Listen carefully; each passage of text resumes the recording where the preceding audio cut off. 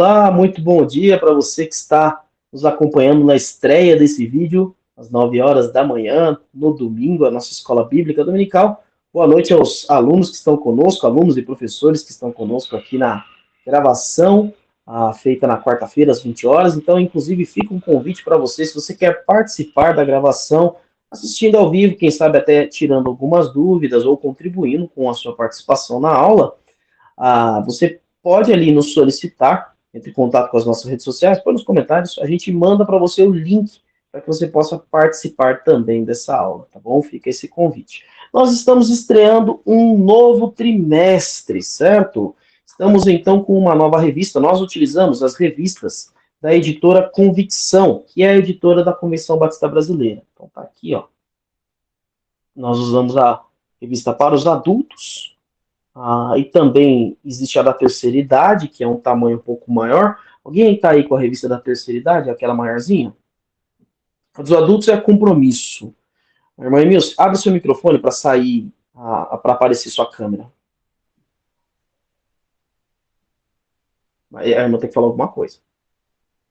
Essa é a nossa revista nova com o tema As Cartas de Paulo. As letras são grandes e o caderno também é grande, próprio para a terceira idade e suas dificuldades. Para os irmãos verem aqui, ó, a revista dos adultos, ela tem aí um palmo aberto, né? A revista da terceira idade, ela é um formato daquelas revistas padrão, né? A irmã Emilce está falando aí? Está mostrando aí? Isso fala aí, alguma coisinha para aparecer. Então, Aí, irmãos, essa é a nossa revista, bem adaptada para a nossa idade. Então, o conteúdo é o mesmo das duas revistas, só muda realmente a formatação, facilita. Eu estava usando no trimestre passado, inclusive, a revista, essa é a revista do aluno, né? Estava usando também a revista com a letra maior, para ser mais confortável. Ainda estou novo, mas quanto mais conforto, melhor, né? Então, essa é a nossa revista, a irmã Emilce já falou aí do tema, as cartas do apóstolo Paulo. Nós não vamos trabalhar todas as cartas, porque são várias, inclusive. E nós vamos trabalhar por o último trimestre desse ano, são 3 meses, não dá para realmente refletir em tudo. Senão seria uma grande corrida que a gente ia fazer. Então nós vamos trabalhar nas cartas do apóstolo Paulo aos Tessalonicenses, então a primeira carta, a segunda carta. Nós vamos trabalhar também as cartas pastorais. O que são, então, as cartas aos Tessalonicenses, eu vou falar daqui a pouquinho, que tem a ver com a primeira lição. Mas as cartas pastorais são cartas que Paulo não escreveu à igreja, Paulo escreveu para pessoas. E são chamadas de cartas pastorais não é porque foram escritas necessariamente para pastores. Dois dos que receberam estas cartas, de fato, eram pastores de igrejas, mas um deles não. Um deles era líder e era onde a igreja se reunia na casa dele.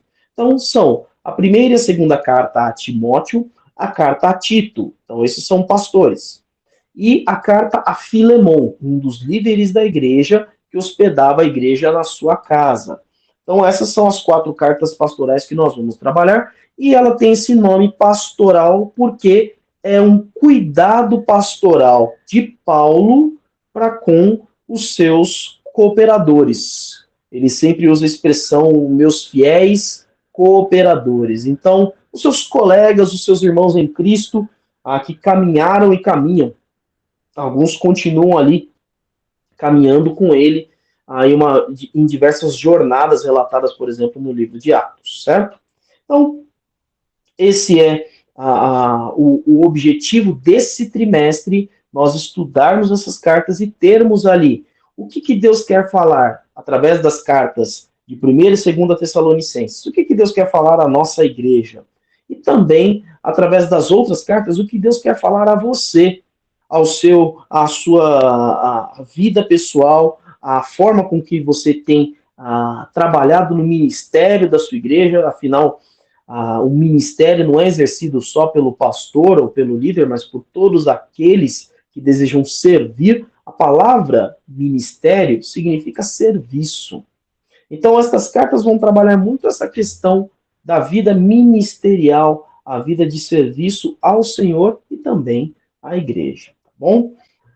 Vamos trabalhar aqui então com a primeira carta que nós vamos trabalhar nas próximas lições, que é a carta aos Tessalonicenses, a carta dos crentes da igreja de Tessalônica. Tessalônica é uma igreja que aliás, a cidade de Tessalônica, ela fica ali na região da Macedônia. Isso a gente está falando no tempo do Império Romano. Não sei se hoje ficaria, porque existe ainda o país da Macedônia. Não sei se a Tessalônica ficaria na mesma região hoje, mas na época era a região que ficava em cima ali da Grécia. Então você pega ali o seu mapa, você vai ver a Macedônia está em cima da Grécia. Tessalônica estava ali mais ou menos no cantinho. Uma cidade muito importante, porque ela já havia sido ali construída, fundada já no tempo dos gregos, e quando o Império Romano foi assimilando, dominando e assimilando vários territórios, Tessalônica, a cidade de Tessalônica foi junto. E essa cidade aparece em Atos 17, na segunda viagem do apóstolo Paulo junto com Silvano, e aí outros companheiros vão caminhando com ele.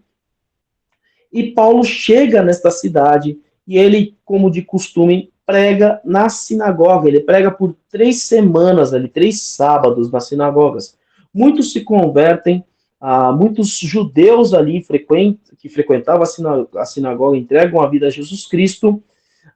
Mulheres, eles destacam ali, mulheres da alta sociedade, mulheres de alto poder aquisitivo também se convertem.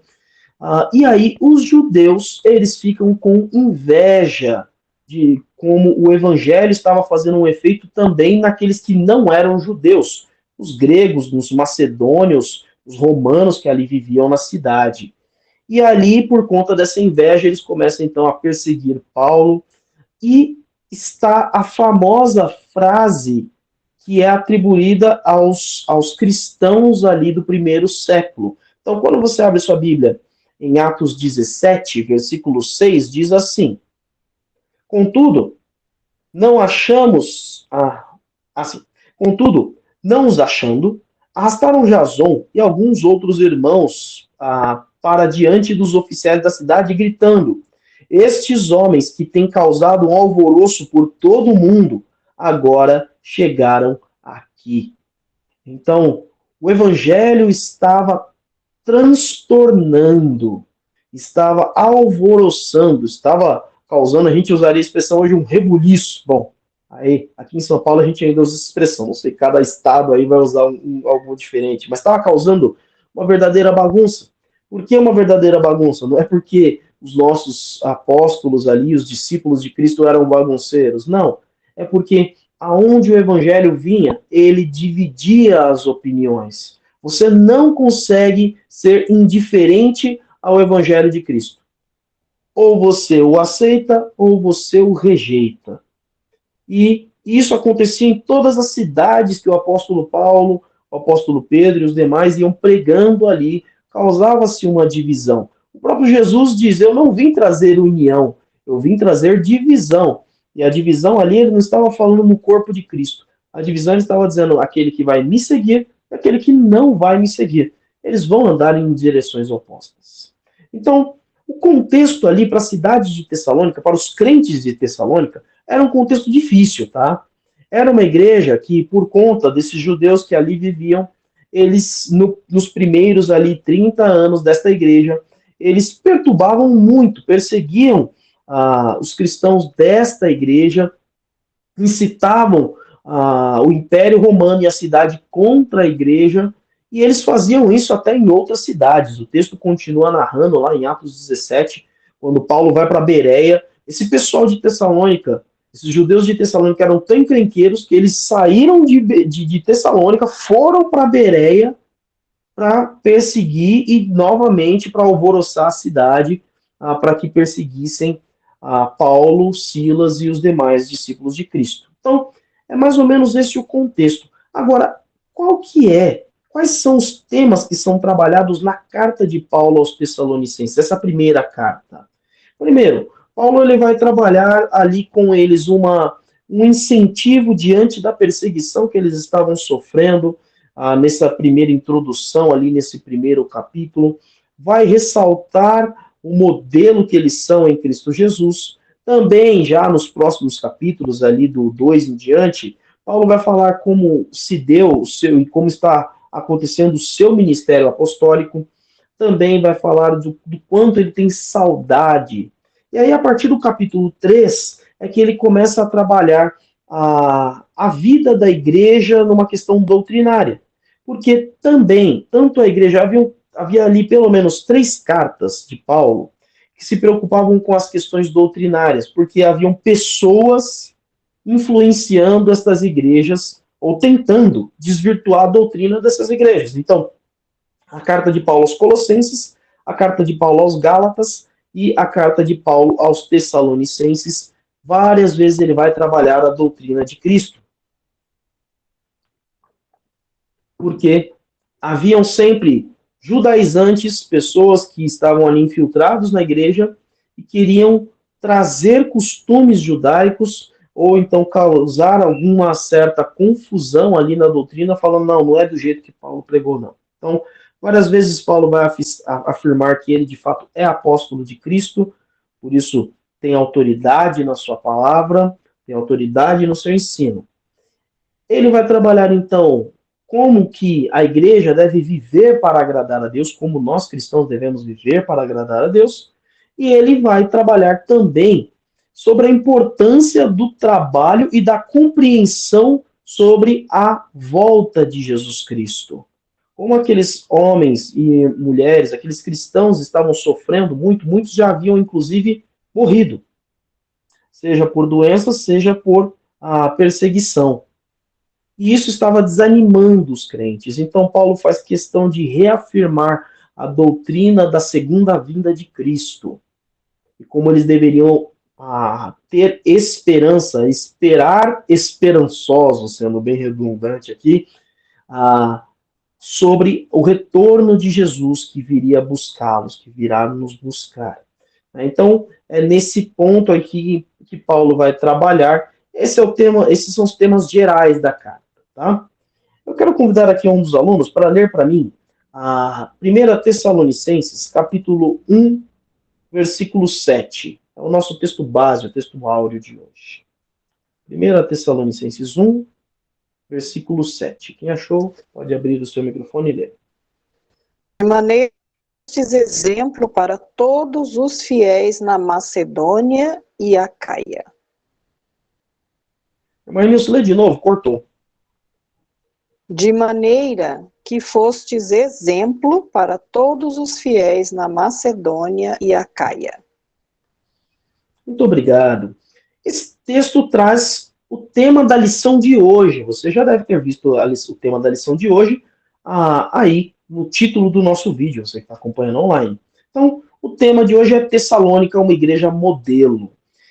A igreja de Tessalônica, de fato, foi elogiada pelo apóstolo Paulo, a gente vai ver isso ao longo do capítulo 1, como era uma igreja que deveria ser imitada. E não só deveria ser, estava sendo imitada em toda a região da Macedônia e da Grécia. A gente vai ver isso daí. Estava influenciando as cidades ao seu redor, inclusive formando igrejas e pregando ali em outras regiões também. Então, a igreja de Tessalônica realmente é uma igreja que deve ser estudada, essa carta, porque é uma igreja que deve ser imitada. E o objetivo dessa aula não é somente você olhar assim, olha, deixa eu olhar aqui para esta carta, para esse capítulo, e perceber o que tem na igreja de Tessalônica que não tem na minha igreja, na igreja que eu congrego, na igreja que eu sou um membro. O que está faltando na minha igreja? Esse é um princípio de um bom pensamento. Mas hoje eu quero te convidar para ir além. Não permaneça só pensando, o que tem na igreja de Tessalônica que não tem na minha igreja? O que os crentes da igreja de Tessalônica fazem que eu não faço? Porque quando você está falando de igreja, você está falando de você. Igreja é o corpo de Cristo. Igreja não é uma instituição. Não é um CNPJ. Só temos um CNPJ porque é o que a nossa sociedade hoje pede, a nossa legislação pede. Igreja não é um prédio. Um prédio foi algo que nós resolvemos colocar ali para trazer maior facilidade e conforto. Mas no primeiro século, nenhuma dessas igrejas tinha uma construção onde eles podiam se reunir como igreja. Não, eles se reuniam nas casas das pessoas. Principalmente as igrejas fora de Jerusalém. A única igreja que tinha um local específico para se reunir era a igreja de Jerusalém, que era no pátio do templo. E isso não foi por muito tempo, não, que eles puderam fazer isso, principalmente nos períodos de perseguição. Então, a igreja, ela é um organismo vivo. Por quê? Porque você faz parte dela. Você é a igreja. Você faz parte da igreja. Então, hoje o convite é refletir o que o cristão da igreja de Tessalônica faz que eu ainda não estou fazendo, ou o que eu estou fazendo, mas ainda posso melhorar. Porque quando você fizer isso, quando você tiver essa reflexão, quando você colocar isso em prática, a tua igreja vai passar a ser modelo, porque você está sendo modelo. Então, convido você aí a participar. Nós vamos observar 4 aspectos aqui, 4 tópicos aqui sobre a vida desta igreja e por que ela se torna uma igreja modelo, e não só ela, mas também a postura daqueles que fundaram esta igreja, daqueles que organizaram essa igreja. Então, primeiro, leia para mim aqui, 1 Tessalonicenses, capítulo 1, versículo 1 e 2. Quem achou pode ler. Paulo, Silvano e Timóteo, a igreja dos Tessalonicenses, em Deus Pai e no Senhor Jesus Cristo. Graça e paz vos sejam dadas. Sempre damos graças a Deus por vós todos, fazendo menção de vós em nossas orações. Muito bem. Então, uma curiosidade, pode ser que se você estiver lendo uma versão mais antiga, você vai ver aí Paulo, Silas e Timóteo. Silas é a variante grega do nome Silvano. Silvano seria falado o nome de Silas no latim. Né? Então, tem essa mudança, assim como, por exemplo, Tiago em português, em inglês Tiago se fala James. Né? Então, aí você tem essas variações conforme a língua. Então, Paulo, Silvano e Timóteo estão escrevendo uma carta aos Tessalonicenses. Uma coisa interessante também, que eu não falei na introdução, é que Paulo, sempre quando organizava as igrejas, depois que ele permanecia, ele continuava as suas viagens, muitas vezes ele deixava algum obreiro lá, algum cooperador dele, ou ele mandava, enquanto ele estava lá em Atenas, volta lá para Tessalônica para ver como é que estão as coisas. Nesse caso, quem permaneceu aqui foi Timóteo. Timóteo foi líder e pastor da igreja de Tessalônica. E aí ele volta para Paulo e para Silvano. Eu sempre falo Silas, tá? Então, quando estiver falando Silas, é a mesma pessoa. Eu aprendi e cantava a musiquinha sempre com Silas. Né? Então, eu sempre chamei de Silvano de Silas mesmo. Então, ele volta para Paulo e Silas trazendo o relato de como estava a igreja, quais eram os desafios que estavam surgindo lá, e o que seria interessante Paulo tratar.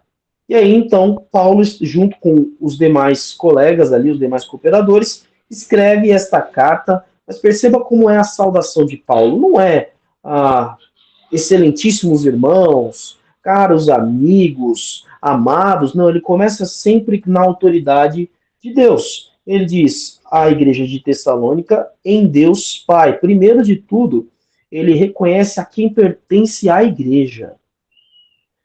Esta igreja dos Tessalonicenses, está na NVI assim, a igreja dos Tessalonicenses. Essa igreja é a igreja em quê? Porque, para nós, a palavra igreja já é uma palavrinha muito comum, é um substantivo. Para eles, não era exatamente, quando se estava dizendo igreja ou eclésia, que era a expressão grega que se falava, estava se dizendo os enviados para fora. Então, para nós, a gente não traduziu a palavra. A gente só foi mudando, à medida que a palavra igreja foi sendo transliterada, foi sendo mudada de uma língua para outra. Primeiro, então, do grego para o latim, do latim para o português e ficou, então, como para nós, igreja. No espanhol é bem próximo do que era do grego, porque é iglesia. E essa expressão é, então, aos enviados para fora de Tessalônica. Era uma palavra muito comum. Então, Paulo faz questão de afirmar: vocês são enviados de quem? Vocês são o corpo de quem? Em Deus Pai e no Senhor, e no nosso Senhor Jesus Cristo. Então, Paulo faz a questão de afirmar e desejar, então, a graça e a paz da parte de Deus.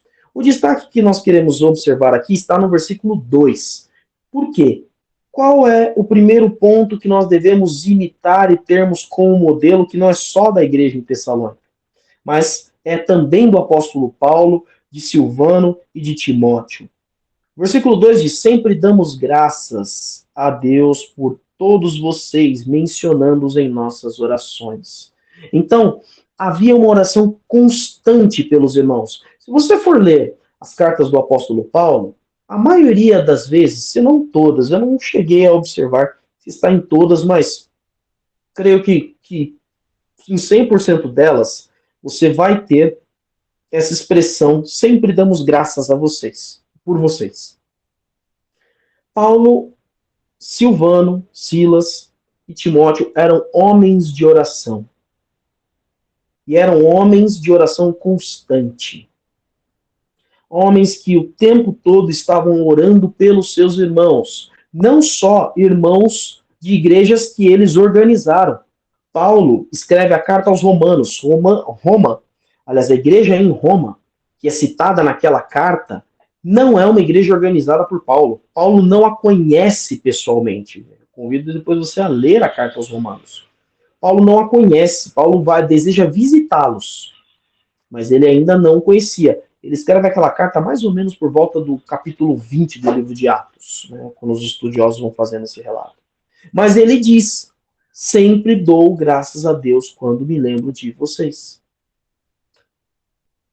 O quanto nós investimos em oração constante. Quando eu estou dizendo constante, nós estamos falando de uma oração diária, oração de 7 dias por semana, e oração constante, que é o tempo todo que eu estiver conversando com Deus, ou seja, constância durante todo o meu dia. Estou parado ali, não estou executando nenhuma atividade, tem coisas que eu quero falar com meu Deus. Porque oração é conversa, é relacionamento.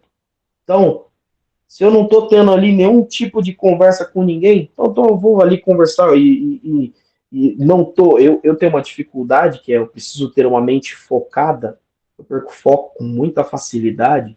Então, se eu não estiver executando nenhuma outra atividade, influenciando no meu pensamento, qualquer outra coisa, eu estou ali, então, eu vou buscar ali um momento de conversar com Deus. E durante todas essas conversas, durante esse tempo de oração, o quanto a gente apresenta aos nossos irmãos. Primeiro, o quanto a gente agradece pela vida deles.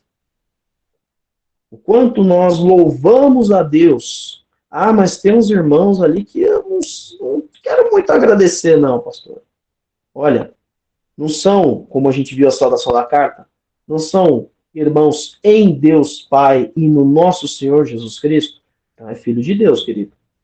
Filho de Deus é filho de Deus. Você pode não concordar com alguma atitude que aquela pessoa disse ou fez, mas você deve louvar a Deus porque esta pessoa está sendo transformada por Cristo e um dia estará diante de Cristo junto com você. Vocês estarão ali eternamente. O quanto das nossas orações, por exemplo, nós recebemos nossos missionários no início desse mês, no primeiro culto do mês de outubro, e o quanto nós estamos orando, então, ali pelo estado do Rio Grande do Norte, onde estamos também tendo ali organização de igrejas, o quanto nós estamos orando. Recebemos no ano passado, foi no ano passado? Eu não lembro se foi exatamente no ano passado, mas recebemos também uma de nossas missionárias falando ali da região de Acopiara, também ali no Nordeste, o quanto faz parte das nossas orações, orar por estes irmãos que também não fazem parte da nossa igreja local. Paulo sempre nos dá esse exemplo. Vida de oração era algo que fazia parte da igreja de Cristo. Alguém, por favor, lê para mim Atos 2:42. Atos 2:42. Quem achou pode ler.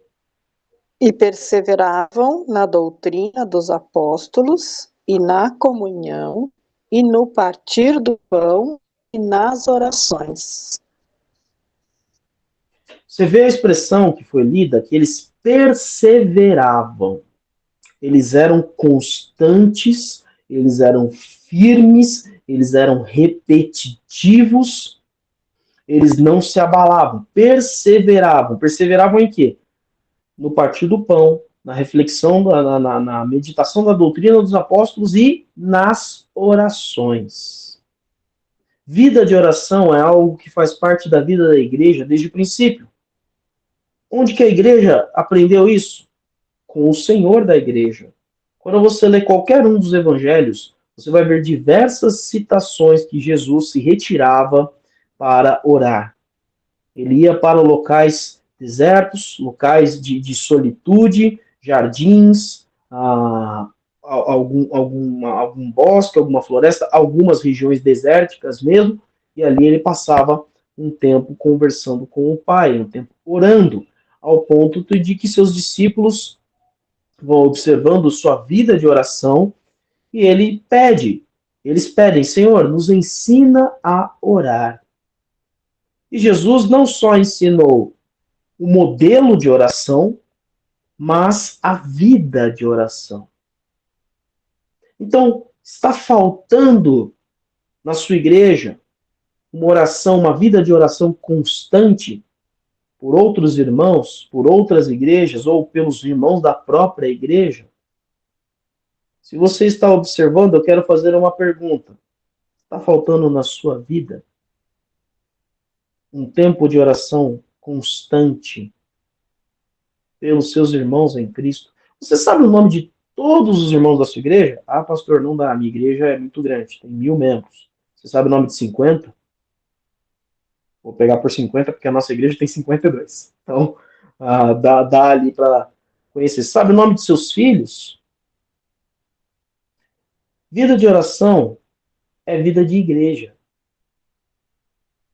Se nós não sabemos, provavelmente é porque nós não estamos orando. Ah, eu tenho dificuldade de memória, não tem problema. Então, anota no papel, anota no celular, escreve no seu braço, aonde for, e vai falando com o Senhor de olho aberto, vai lendo. Mas posso orar de olho aberto? Pode, querido. A gente, quando é criança, aprende a orar de olho fechado para não nos distrairmos. Mas não estamos falando que é uma conversa constante com Deus? Eu posso conversar dirigindo, e aí eu não vou fechar o olho.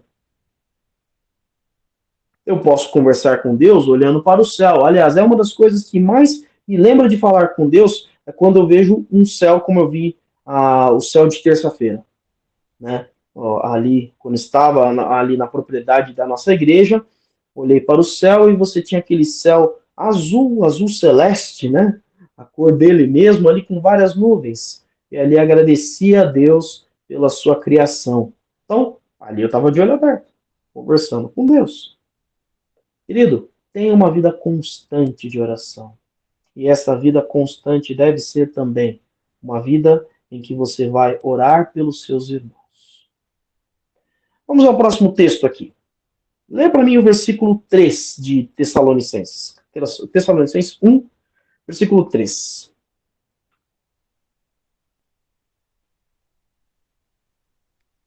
Lembrando-nos sem cessar da obra de fé, do vosso trabalho de amor e da firmeza e de esperança em nosso Senhor Jesus Cristo, diante de nosso Deus e Pai.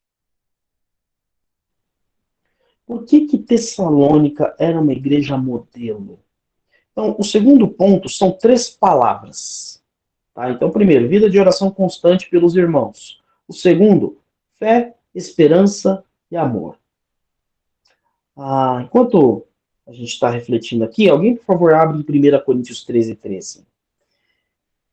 Paulo diz aqui que ele lembra constantemente deles diante de Deus e lembra do que eles têm demonstrado.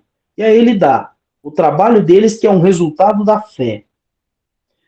A fé deles e o trabalho deles tem uma motivação, é motivado pelo amor.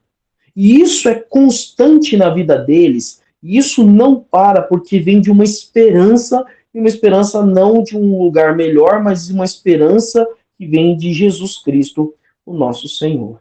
Então perceba como essas três palavras andam lado a lado. Pode ler para mim 1 Coríntios 13:13, por favor. Agora, pois, permanecem a fé, a esperança, o amor. Esses três, mas o maior destes é o amor. Estes são três elementos que não podem faltar na vida da Igreja de Cristo. Não podem faltar na sua vida que se diz um seguidor de Cristo, um discípulo, um cristão, um crente em Jesus. Esses três elementos são a base do que hoje se chamaria de cristianismo. Sem isso, não há seguidores de Cristo. Não há verdadeiros cristãos. Porque, primeiro de tudo, nós já chamamos de a fé cristã. A fé cristã, como o nome já diz, é com base na fé. É com base naquilo que eu acredito e não naquilo que eu posso ver ou tocar. Então, se eu não posso segurar, se eu não posso ver, mas eu acredito que existe, isso é fé. Mas a fé na vida cristã não está baseado apenas em acreditar. Está baseado e tem como sua motivação uma palavra muito simples, que é a palavra amor. A base da fé cristã é o amor.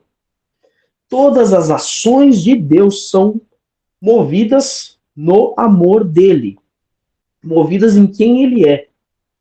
1 João 4,16 descreve que Deus é amor.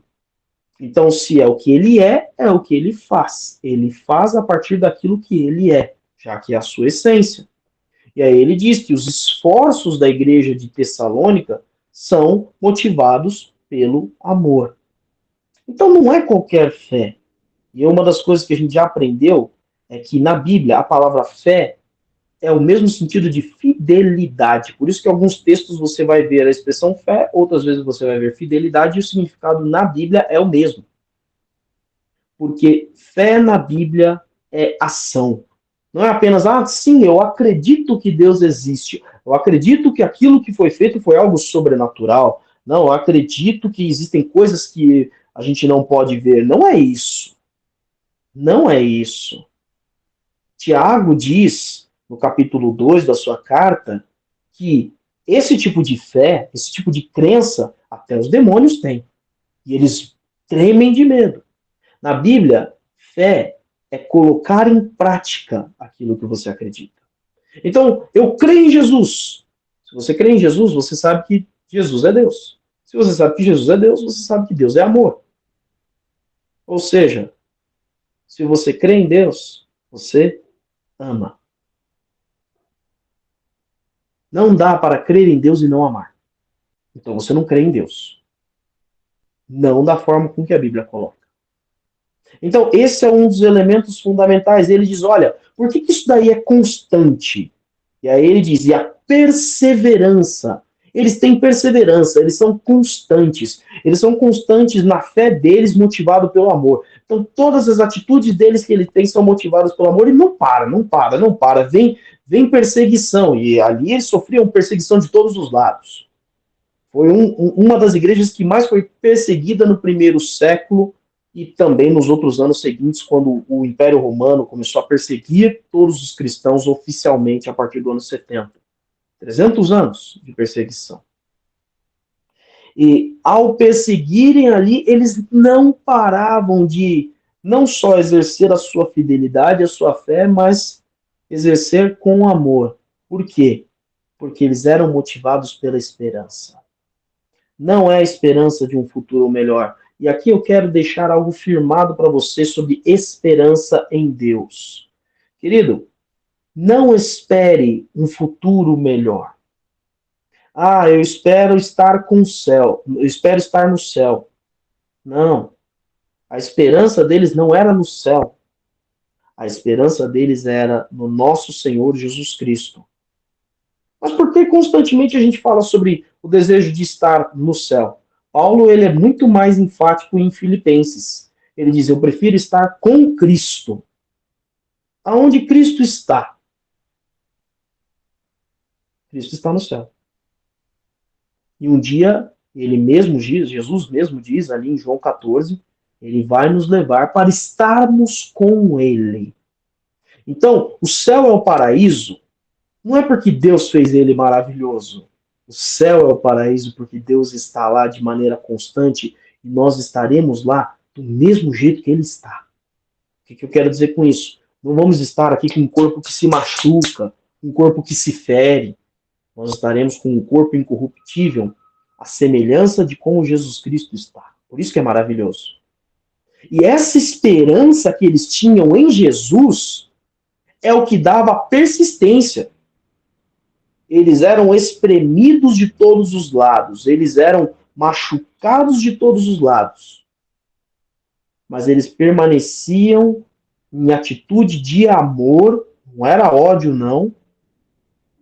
Não era, eles vão ver, estão me perseguindo, mas vai chegar o dia do julgamento, vai chegar o dia do juízo, Deus vai queimar todos vocês, vocês vão ver só. Não era isso.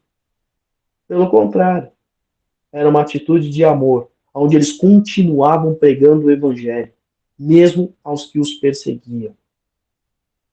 Aqueles que os perseguiam, se voltassem para pedir ajuda, eles ajudavam. Então, queridos, nós temos que ter em mente o que está faltando na minha igreja.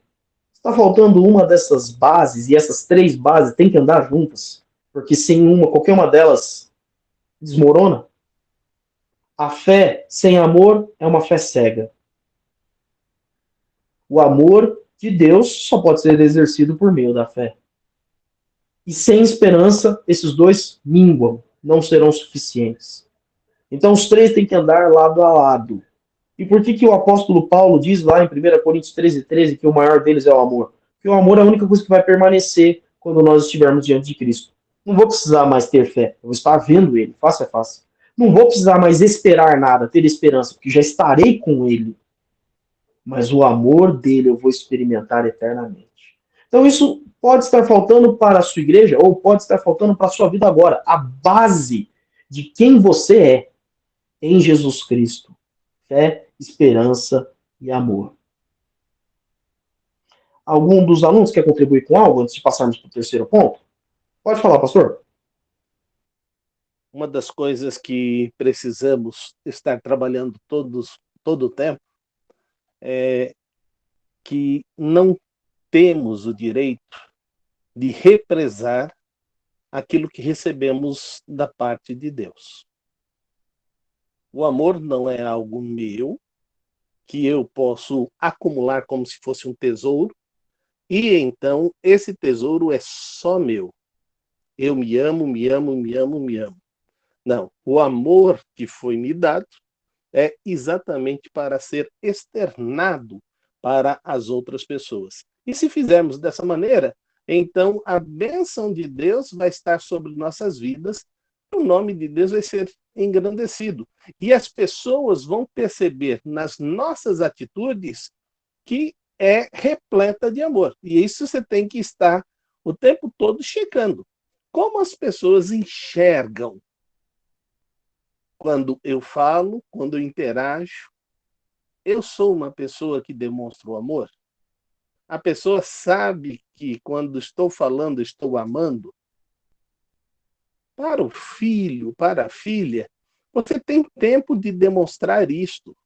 Mas a sua convivência na igreja, ela é diminuta. Então não dá para ficar fazendo preâmbulos e outras coisas mais. Você tem que amar diretamente. E uma das formas de amar diretamente é você começar a declarar: eu te amo em Cristo. E se nós fizermos essa declaração de uma forma constante, as pessoas, pelo menos, vão lembrar de nós dessa forma. Ele sempre me disse que me ama em Jesus Cristo. Isto ficaria uma marca da sua presença no seio de sua igreja. Então é muito importante você entender que você não tem o direito de represar o amor que Deus derrama na sua vida. Ele é para ser colocado e demonstrado constantemente. E se isso fizer, então você vai estar cumprindo aquilo que Deus espera. Obrigado, pastor. Isso que o pastor falou me lembra um aspecto muito interessante. Quando você represa, quando você guarda esse amor para você, ou seja, tem muito mais amor para você do que pelos outros, isso já tem um nome de uma doença, é o narcisismo. Então, Deus te dá, Deus te ama para que você possa amar. Se você reter isso para você, você não vai entender o amor de Deus. Você não está conhecendo o amor de Deus. O próprio apóstolo João, em 1 João 4, ele vai dizer que aquele que ama, aquele que conhece a Deus, ama o seu irmão. Então, se você realmente conhece o amor de Deus, você deve amar a outras pessoas assim como Deus te ama. Vamos avançar aqui para o terceiro. A igreja de Tessalônica era uma igreja de verdadeiros discípulos, ou então de discípulos convictos. Então, olha aqui os versículos 4, 5 e 6. Eu vou fazer a leitura aqui. 1 Tessalonicenses 1, versículos 4, 5 e 6. Diz assim: Sabemos, irmãos amados, que ele nos escolheu porque o nosso evangelho não chegou. Aliás, deixa eu ler de novo, que eu acho que eu li errado aqui. Sabemos, irmãos amados, que ele os escolheu, porque o nosso evangelho não chegou a vocês somente em palavra, mas também em poder, no Espírito Santo e em plena convicção.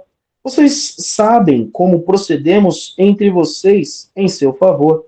De fato, vocês se tornaram nossos imitadores e do Senhor. Apesar de muito sofrimento, receberam a palavra com alegria que vem do Espírito Santo.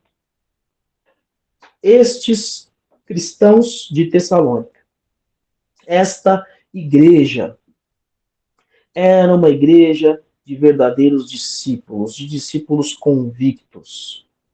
Está faltando na sua igreja verdadeiros discípulos de Cristo? Você é um verdadeiro discípulo de Cristo? Por que a gente fala de um discípulo convicto? Porque Paulo diz no versículo 5 o seguinte: o nosso evangelho não chegou somente em palavra, mas em poder. E o poder no Espírito Santo e em plena convicção. Então, quando estes homens receberam do evangelho de Cristo, eles não receberam um discurso, eles não receberam uma causa, eles não receberam um livro, eles receberam algo que lhes deu poder e chegou em poder. Nós não sabemos se há algum ato miraculoso. Quando você lê Atos 17, Paulo não é relatado, Lucas ali não relata nenhum tipo de milagre ali na cidade.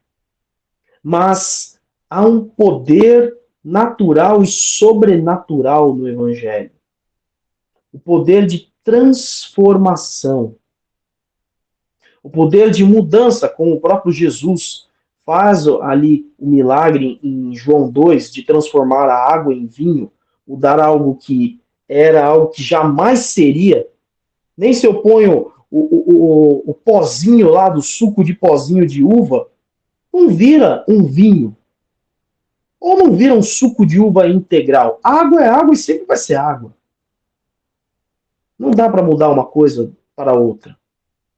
Mas o poder do evangelho muda uma pessoa que estava andando de uma forma, falando de uma forma, vivendo de uma forma, para alguém completamente diferente.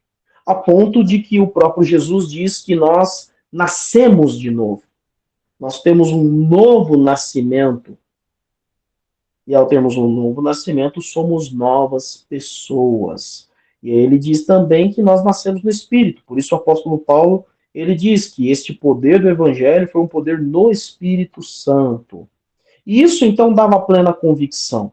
Olha, realmente Cristo habita em mim, porque eu fui e continuo sendo transformado.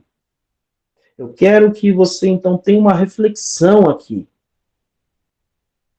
Como você era, e aí isso é pessoal, eu quero que você faça isso, de preferência, escreva num papel, ou anote no seu celular, onde você quiser, mas escreva. O que foi mudando na minha vida? Qual era a forma que eu tinha de pensar de uma pessoa e como eu penso dessa mesma pessoa a partir do Evangelho, a partir da salvação em Jesus? Como que eu falava antes de entregar a minha vida a Cristo? E como é que eu falo agora? Quais eram os tipos de palavras? Como que eu tratava as pessoas? Como é que eu estou tratando agora? Como eu enxergava a vida? Como era o meu sentimento em relação ao futuro? Como eram os meus sonhos? E como eles são agora? E aí você vai começar a observar como Cristo tem transformado a sua vida. E como de fato este evangelho, que é poder, que mudou a tua vida e que continua mudando. A minha conversão já tem aí 23 anos. 23 anos já dá para ter mudado muita coisa. Coisas antes de Cristo, coisas depois de Cristo. Porque mesmo nos meus primeiros anos na vida com Cristo, eu ainda tinha muitas coisas, e ainda tenho, que não estavam de acordo com a vontade de Deus. E essas coisas foram sendo mudadas, muitas delas foram sendo abandonadas, muitas delas foram sendo corrigidas. Então, faça essa reflexão. Pense, no meu caso, 23 anos atrás, mas também pense há 10 anos atrás, há 5 anos atrás, no ano passado. Olha, os últimos 3 anos foi uma prova verdadeira sobre convicção, sobre esperança e sobre fé, porque estamos passando ainda por uma pandemia. Então, eu que tenho Cristo, eu que estou e vivo no poder do Espírito, como eu estava antes da pandemia, em 2019, como estou agora? E ainda, o versículo 6 diz que estes eram verdadeiros discípulos porque eles eram imitadores de Paulo, Silas e Timóteo e do Senhor. Apesar das circunstâncias. E aí ele diz, apesar de muito sofrimento, vocês receberam a palavra com alegria no Espírito Santo. Querido, olha, você pode estar sofrendo uma proporção menor, mas eu acho difícil alguém que não sofreu algo nesses últimos 3 anos. Como que você enfrentou isso? Como um discípulo de Cristo, seguindo a Cristo, ou seja, enfrentando o sofrimento como Jesus enfrentou? Ou como os crentes aqui em Tessalônica enfrentaram? Ou você desabou? Como a sua igreja tem passado por essa pandemia? A sua igreja permanece convicta no Evangelho de Cristo e seguindo a Cristo, ou ela desabou? Então, nós temos que ter em mente que ser uma igreja modelo, uma igreja que vale a pena ser imitada, seguida, é uma igreja que são de verdadeiros discípulos de Cristo, independentemente das circunstâncias. Vem situações do meu coração, sentimentos, vem incertezas, mas eu permaneço andando com Cristo. Agora, vem situações externas, eu permaneço andando com Cristo. Uma coisa que a gente tem em mente, nós, no Brasil, muitas vezes direcionamos o nosso voto, principalmente os cristãos, com medo de que nós vamos perder alguns privilégios. Por exemplo, poder pregar o evangelho livremente, que é algo maravilhoso no nosso país. Mas eu tenho algo para te dizer. Perseguição é algo que faz parte da vida com Cristo. Há momentos de paz. Nós estamos vivendo um momento de paz nesse momento. Os cristãos brasileiros, principalmente os cristãos brasileiros evangélicos. Mas não foi sempre assim na história do nosso país e principalmente na história do mundo. Mas, muitas vezes, não estamos sendo perseguidos porque muitas vezes não estamos vivendo um verdadeiro e autêntico evangelho. A nossa fala e a nossa forma de viver vai contrário ao que o mundo prega. E o mundo não vai ficar feliz. As pessoas que estão ouvindo você pregar e falar contrário ao que eles vivem, ao que eles acreditam, não vai ficar feliz. O próprio Jesus disse que nós teríamos aflições. Se nós não estamos tendo aflições, será que é misericórdia da parte de Deus para esse tempo como agora? Ou será que nós não estamos vivendo? Então, eu estou muito menos preocupado com qualquer candidato que vai ser eleito, não só nessa eleição, nas próximas, e vai instaurar uma perseguição aos cristãos brasileiros, do que, de fato, um falso evangelho que está sendo vivido, um evangelho do oba-oba, um evangelho do só ganha-ganha, um evangelho tranquilo e fácil de ser vivido, do que, de fato, um evangelho autêntico que realmente vai causar discordância com quem não crê em Cristo. Então, nós temos que estar atentos ali à forma com que a gente está vivendo. Eu estou seguindo a Cristo diariamente, eu sou um discípulo convicto de Jesus. Eu estou levando a minha igreja a fazer o mesmo. Alguns irmãos têm algum comentário antes de a gente avançar para o último tópico? Não? Então vamos seguir. Leia para mim dos versículos 7 ao versículo 10. Versículos 7 a 10 de Tessalonicenses 1. Quem achou pode ler.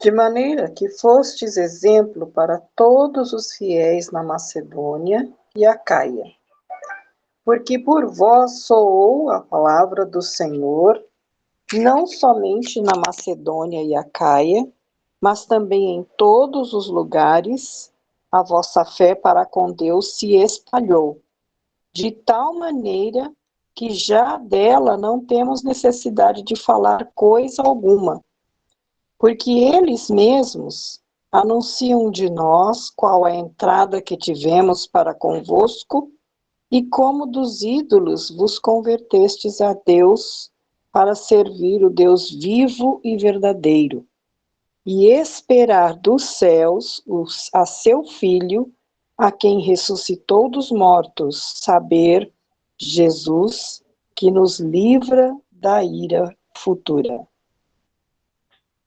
Muito bem. Então, primeiro ponto que nós falamos, o que faz da igreja em Tessalônica uma igreja modelo, uma igreja serenitada. Oração constante pelos irmãos. A fé, a esperança e o amor.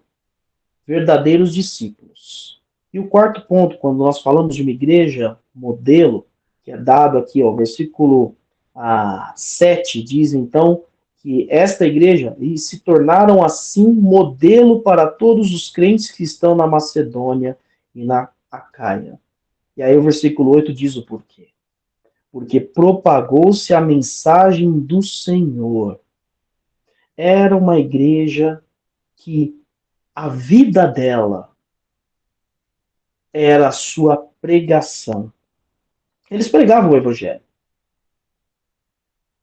Mas o evangelho deles era um evangelho verdadeiro. Porque aonde eles pregavam e aonde eles falavam, ou quem ouvia falar deles, ouvia falar do evangelho. Você já pensou em que, se alguém um dia contar a história da tua vida, olha, estou aqui com a Cíntia, com a irmã Nilson, com o pastor Salome Júnior, olha, você conheceu a Cíntia? Não, conhecia a Cíntia. Não, a Cíntia, É muito interessante, foi uma experiência única que eu tive ali com ela, porque era uma mulher que realmente demonstrava um amor pelos outros, assim, que era um negócio sobrenatural. Era uma pessoa que demonstrava ali, e ela tinha uma esperança que a gente não conseguia entender como que ela conseguia viver, e ela vivia, às vezes, numa situação difícil, ela teve dificuldades, mas ela sempre falava ali como era importante a gente estar de olho, seguindo a Jesus Cristo e tudo mais. A vida da Cíntia era a pregação do Evangelho. Uma das coisas que a gente consegue ver isso, eu tive o privilégio de estar aí no sepultamento de alguns irmãos, inclusive da minha avó, e como é bom participar de cultos de gratidão pela vida dessas pessoas, porque quando se falava da vida daquelas pessoas, pregava-se o evangelho. A vida delas era o testemunho do que é o evangelho. Então, Paulo está dizendo, olha, toda a região da Macedônia é muito maior do que é hoje no mapa. Se você olhar ali no mapa, tem ali o país da Macedônia, e tem uns 4 países para cima. Tudo aquilo era Macedônia antes. Né? Então pegava ali toda a região da Grécia, mais uma boa parte da Itália, ligando no que hoje é a Turquia, então um ligava no outro. Ali era uma região muito maior.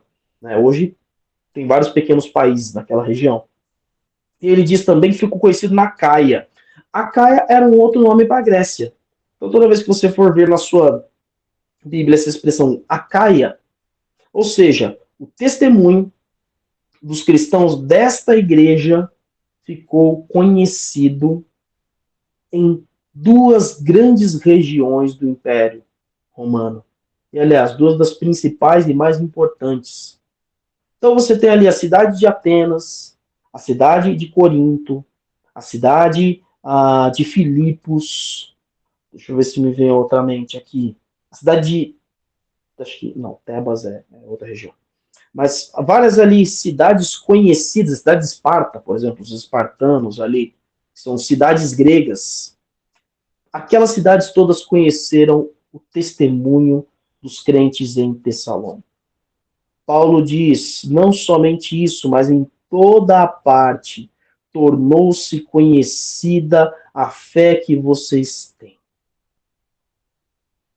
Agora, isso dá resultado.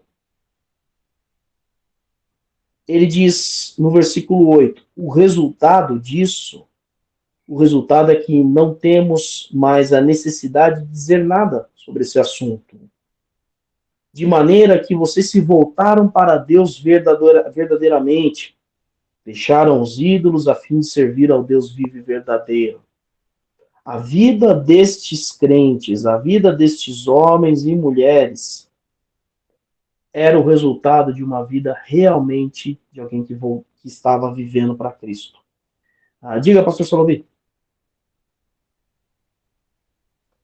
Uma das coisas que impressiona é que eles não tiveram um discipulado, eles não tiveram campanhas, mas eles tiveram vida. Na minha visão, a vida vem como resultado de quem você adora. Eles adoravam um Deus vivo. E por adorar um Deus vivo, o relacionamento deles com Deus era tão intenso, tão prazeroso, que quando eles abriam a boca, falavam disso naturalmente. É interessante, nós estamos vivendo, eu e a Emilce, estamos vivendo essa fase dos netos. E nós estávamos parados no mercado e o carro que estacionou do lado foi do Jaci, um morador aqui do prédio. A primeira conversa foi ele falando dos netos e eu falando das netas. Né? Dá prazer. Dá prazer principalmente porque elas estiveram conosco e nos trouxeram bastante alegria. E a vida com Jesus, se ela estivesse o tempo todo dessa maneira, nós iríamos falar a tempo e fora de tempo. Um dos meus desejos, não sei quando ele vai ser feito, é ir morar na praia. E minha mãe me fez uma pergunta. E ela fez uma pergunta: tá, você quer tanto aqui evangelizar na praia? E nessas férias, para quantas pessoas você falou de Cristo? Eu falei para 13 pessoas. Ela disse: então você está credenciado a vir evangelizar na praia. Por quê? A minha maneira de ser é eu dou bom dia e dou sorriso para quem senta ao lado lá. Afinal de contas, são várias pessoas que estão sentando ao lado da gente, né? Quase que o chapéu de sol encosta um na outra. Então, você fica, de uma certa maneira, com uma proximidade maior. E você, então, tem N oportunidades de estar falando de Cristo para as pessoas. Mas você tem o prédio, você tem os seus vizinhos, e é interessante, eu tinha um diácono que ele sempre saía de terno de casa para ir para a igreja. E um dia ele resolveu não ir na igreja. E ele estava molhando a planta. O vizinho disse: você não foi na igreja hoje? Ele disse: hoje não. Então hoje não deve ser nada importante que vai acontecer lá na igreja, né? Ele disse: não, é importante. Ué, se é importante, o que você está fazendo na sua casa? Ele disse que nunca mais deixou de ir na igreja porque sabia que ele era testemunho daquilo que você vive e faz com Cristo. E isso é muito importante. E olha que ele era um crente assíduo na igreja, muito participante e tudo mais. Mas a única vez que ele não foi, o vizinho então questionou se o que estava acontecendo na igreja é importante ou não é importante. É só a gente pensar que a nossa igreja vai demonstrar mais amor a partir do momento que nós estamos presentes para demonstrar o amor que nós recebemos de Jesus Cristo. Então eu espero que esta correção na nossa igreja aconteça rapidamente, porque a pandemia fez para ficar em casa. Fique em casa, fique em casa. Mas, gente, vamos tirar essa coisa da cabeça. Agora pode sair. E saia e venha adorar, porque você é um adorador. E isso vai ser bênção para você. Nós estamos dando a nossa aula a IEBD online, porque estamos percebendo que a palavra de Deus está alcançando. Estamos mantendo o nosso culto online, porque centenas de pessoas estão ouvindo a mensagem de Deus. E nós estamos usando esse canal muito bem. Mas não é para você ficar em casa adorando a Deus no sofá da sua casa. É para você vir e ser um adorador do culto que estamos prestando ao nosso Deus. E convidando os seus amigos, os seus familiares para estarem juntos. Muito obrigado. Queridos, encerrando a nossa aula, vamos recapitular aqui. O que fazia da igreja de Tessalônica uma igreja modelo? Era uma igreja de oração e de oração pelos seus irmãos, pelos demais. Era uma igreja que tinha como base a fé, o amor e a esperança. Era uma igreja de discípulos de Cristo, discípulos convictos pelo poder do Evangelho. E era uma igreja que vivia o Evangelho que era pregado. Pregava o Evangelho em tudo quanto é lugar onde eles estavam. E a forma com que eles viviam isso tornou-se conhecido em toda aquela região da Grécia e da Macedônia. Não é o que está faltando na sua igreja, é agora o que está faltando na sua vida. O que que Cristo precisa desenvolver mais e mais na tua vida? Porque se ele desenvolver na tua vida, ele vai desenvolver na igreja de Cristo. Porque você faz parte da igreja de Cristo. E certamente a sua vida, quando tiver qualquer um desses elementos sendo desenvolvido, será uma vida que vai abençoar todas as pessoas que estiverem ao seu redor, principalmente na igreja, porque esses já são de Cristo. E o poder que Deus vai exercer na tua vida, as pessoas vão dizer, olha, eu também quero ser transformado como esse irmão, como essa irmã está sendo transformado. Eu também quero ter esse relacionamento com Cristo.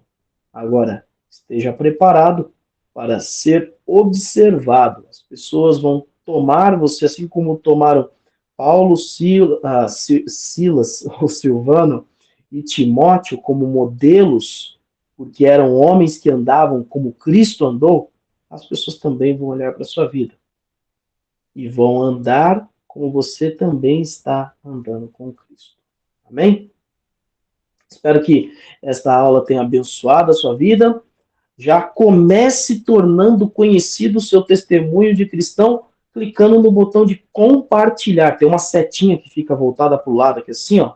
Você clica no botão de compartilhamento e já compartilha para pessoas no seu WhatsApp, no seu Facebook, no seu Insta, nas suas redes sociais que você estiver utilizando aí. Se não está inscrito ainda neste canal, se inscreva. Deixa eu curtir também ali, porque aumenta a relevância no YouTube e várias outras redes sociais. No link na descrição tem as nossas outras redes sociais para você acompanhar as programações da igreja. Deus abençoe sua semana. Queridos alunos, obrigado pela presença de vocês hoje, nessa noite, por estar conosco. Obrigado, aí. Que Deus também abençoe Cristiano. vocês. Muito obrigado. Obrigado, Deus abençoe a todos. Amém. Fiquem com Deus. Fiquem com Deus.